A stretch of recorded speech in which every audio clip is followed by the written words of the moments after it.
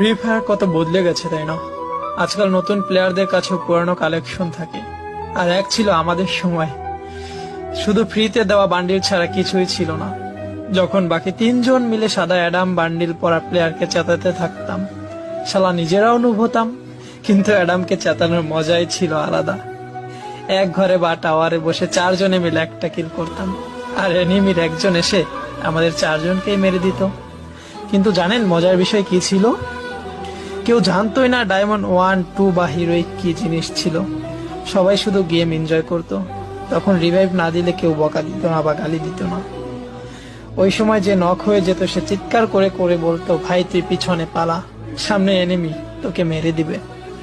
Match হারার পরে কখনোই লবিতে এসে এই বিষয়ে ঝগড়া হতো না যে তোমার ভুল, ওর ভুল বা আমার ভুল ছিল, কারণ চারজন মিলে একজনকে মারলে সবার হৃদয় ভয়ে কাঁপতে থাকতো। জানেন